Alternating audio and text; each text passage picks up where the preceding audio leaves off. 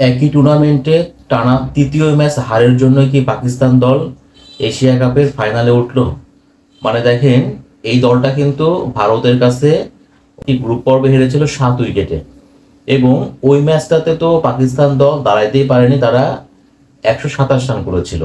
আর ম্যাচটা হচ্ছে 7 উইকেটে জিতেছিল ভারত। এরপরে আবার সুপার ফোরে দেখা হয়েছিল, এবং সুপার ফোরের ম্যাচটাতে 171 রান করেও কিন্তু 6 উইকেটের বড় ব্যবধানে হারতে হয়েছে পাকিস্তানকে। তো আসলে বলতে হবে পাকিস্তান কপাল গুনেই তারা এশিয়া কাপের ফাইনাল খেলছে। এবং দেখেন যে এশিয়া কাপের ইতিহাসে এবারে কিন্তু প্রথম মানে ফাইনালে ভারত এবং পাকিস্তানের দেখা হচ্ছে। আলটিমেটলি আজকে যে ফাইনালটা হবে, এই ফাইনালে ভারতের প্রতিপক্ষ হওয়ার কথা ছিল বাংলাদেশ, কিন্তু ওই যে লাস্টের যে ম্যাচটা, মানে বাংলাদেশ এবং পাকিস্তানের মধ্যে অলিখিত যে ম্যাচটা ছিল সেমিফাইনাল, ওইখানে বাংলাদেশের ব্যাটারদের ব্যর্থতার কারণে মূলত ম্যাচটা বাংলাদেশকে হারতে হয়। মানে 135 রান তারা করেও তারা 11 রানে ম্যাচটা হেরেছিল। যদি ওই ম্যাচটা বাংলাদেশ জিততো, তাহলে পারে তো আজকে ভারত আর বাংলাদেশই ফাইনাল খেলতো।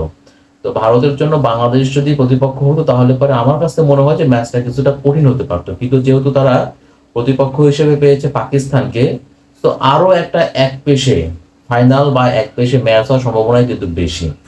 এখন দেখেন, একটা সময় বলা হতো ভারত পাকিস্তান ম্যাচকে ঘিরে প্রচুর গোলা বারুদের গন্ধ ছড়ায়, প্রচুর উত্তেজনা ছড়ায়, প্রচুর ঝাঁঝালো ম্যাচ হয়। কিন্তু আসলে সময়ের পরিক্রমায়, মানে সময় গ্রহণের সঙ্গে সঙ্গে বর্তমান সময়ে টিম ইন্ডিয়া এতটাই উন্নতি করেছে যে তাদের ব্যাটিং বিভাগ বলেন, বোলিং বিভাগ বলেন, ফিল্ডিং বলেন, মানে তারা কিন্তু 3 বিভাগেই আসলে ঈর্ষণীয় সাফল্য পেয়েছে, ঈর্ষণীয় উন্নতি করেছে। এবং এই ভারত দলটার সামনে, মানে এখন তো তাদের এই টি-20তে বিরাট কোহলি নাই, তারপরে রোহিত শর্মা নাই, ধোনি নাই, বাট তারপরেও দেখেন যারা নতুন যারা আসছে, বিশেষ করে যদি তাদের ব্যাটিং এর কথা বলি আমি, অভিষেক শর্মা তো রীতিমতো সবাইকে মুগ্ধ করছে।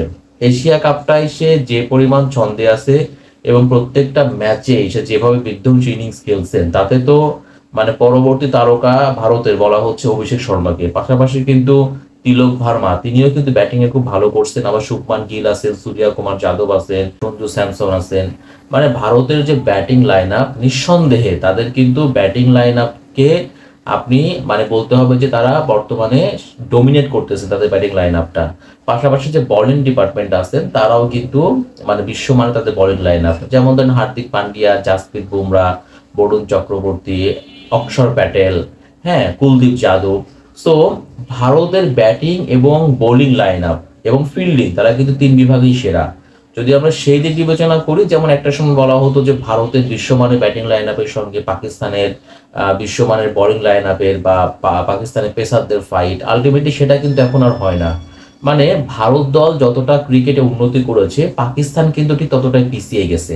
এই জন্যই কিন্তু এখন এই দুই দলের মধ্যকার যে ম্যাচগুলো হয়, প্রত্যেকটা ম্যাচই আপনি দেখবেন এক পেশে ম্যাচ হয়, এবং সেখানে কিন্তু শেষ হাসি মানে বিজয়ের হাসি কিন্তু টিম ইন্ডিয়ায় হাসে। তো এই জন্যই দেখেন পাকিস্তান তারা গ্রুপ পর্বের ম্যাচটাতে 127 রান করে 7 উইকেটে হেরেছিল। আর সুপার ফোরের ম্যাচটাতে তারা 171 রান করেও আসলে শাহিন শাহ আফ্রিদি, হ্যারিস রৌফ, ফাহিম আশরাফ যারা আছেন আর কি, আবরা, তারা কিন্তু ওই রকম ভাবে ভারতের ব্যাটারদের সামনে আসলে নিজেদেরকে প্রমাণ করতে পারেননি।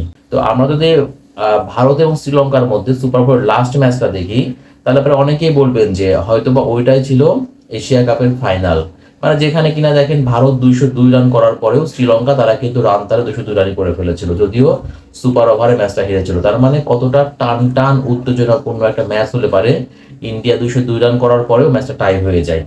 তো এইরকম ফাইনাল, মানে পাকিস্তান আর ভারত আজকে ফাইনাল খেলবে, তো ওই রকম ম্যাচ কিন্তু হওয়ার সম্ভাবনা খুবই কম।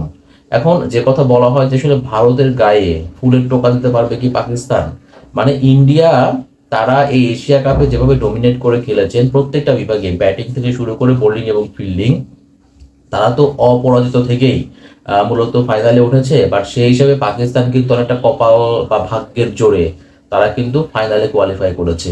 আর যখন ওই যে বললাম না যে একটা সময় বলা হতো ভারত পাকিস্তান একটা দ্বৈরথ, প্রচুর উত্তেজনা ছড়ায়, কিন্তু এখন তো আর সেই জিনিসটা নাই।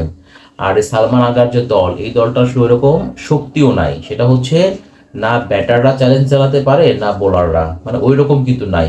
যদি এখানে পাকিস্তানের প্রতিপক্ষ আজকে ইন্ডিয়া না হয়ে শ্রীলঙ্কা বা বাংলাদেশ হতো, তাহলে পরে হয়তো বা পাকিস্তানের একটা সম্ভাবনা থাকলেও থাকতে পারতো। কিন্তু যেহেতু তারা প্রতিপক্ষ হিসেবে ভারতকে পেয়েছে, সো আমার কাছে মনে হয় যে এই ম্যাচটাতেও আসলে পাকিস্তানের হারার সম্ভাবনা খুব বেশি থাকবে। বরং তো দেখার একটা বিষয় থাকবে যে আসলে এই ভারতের বিশ্বমানের ব্যাটিং লাইন আপ এবং ভারতের বিশ্বমানের বোলিং লাইন আপের সামনে পাকিস্তান দল কতটা সময় ফাইট করতে পারে, কতটা সময় টিকতে পারে, কতটা রান করতে পারে। নাকি আমরা গ্রুপ পর্ব এবং সুপার ফোরে যেরকম এক পেশে আমরা ম্যাচ দেখেছি, আজকেও ফাইনালে ওই রকমই এক পেশে কোনো একটা মানে ম্যাচের মঞ্চায়ন হবে এই মরুর দেশে।